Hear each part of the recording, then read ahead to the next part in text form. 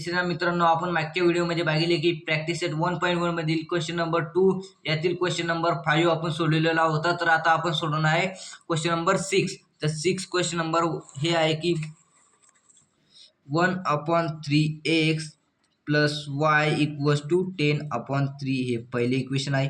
दुसरे इक्वेशन हे आहे की 2x plus 1/4y equals to 11/4 हे दुसरे इक्वेशन आहे. हे डिनॉमिनेटर कॅन्सल करण्यासाठी आपल्याला या दोन्ही इक्वेशनला गुणावे लागेल. तर पहिल्या इक्वेशनला आपण गुणूया 3 ने. तर मल्टीप्लाय बाय 3 आणि इक्वेशन नंबर 2 ला गुणूया 4 ने.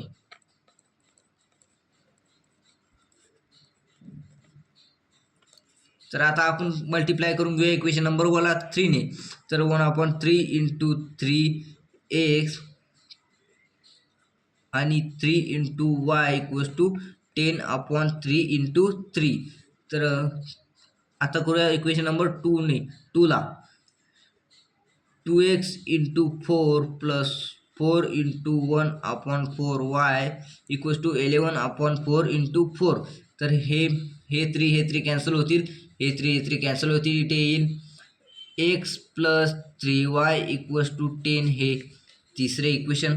इथे येईल 8x प्लस हे 4 कॅन्सल होतील, y हे 4 कॅन्सल होतील इक्वल्स टू 11 हे चौथे इक्वेशन. आपले तिसरे इक्वेशन आहे की x plus 3y equals to 10 हे तिसरे इक्वेशन आणि 8x plus y equals to 11 हे चौथे इक्वेशन. तर आपल्याला एलिमिनेशन मेथडने सॉल्व करायचं आहे. तर एलिमिनेशन करताना आपण मागच्या व्हिडिओमध्ये बघितलेच की सेम टर्म आणि अपोजिट साईन असावे लागते. तर आपल्याला सेम टर्म आहे आणि अपोजिट साईन नाही. तर आपल्याला मल्टिप्लाय इक्वेशन नंबर 4 ला मल्टिप्लाय 3 करावे लागेल. तर आपण करूया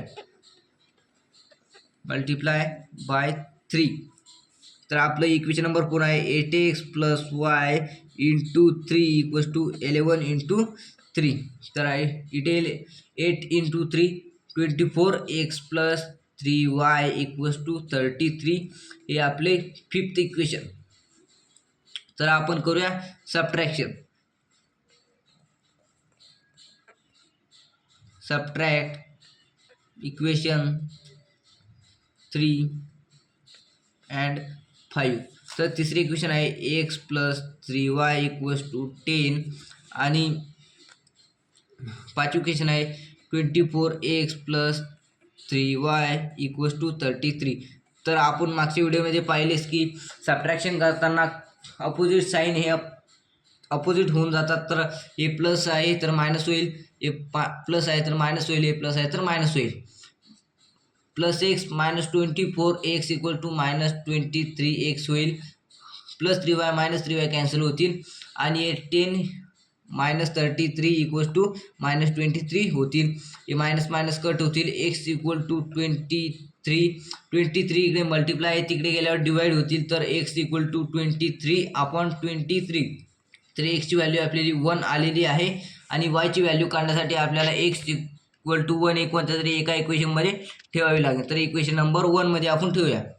put x equal to 1 in equation number आपण 3 मध्ये ठेवूया. तर इक्वेशन नंबर 3 आहे x plus 3y equals to 10. एक्सची व्हॅल्यू 1 आहे तर 1 प्लस 3y इक्वल्स टू 10. 1 इकडे प्लस आहे, तिकडे गेल्यावर मायनस होतील. 3y equals to 10 minus 1 3y equals to 9. y 3 इकडे मल्टिप्लाय आहे, तिकडे गेल्यावर डिवाइड होतील. तर y इक्वल्स टू 9/3. तर y इक्वल्स टू आपले आलेले आहे 3.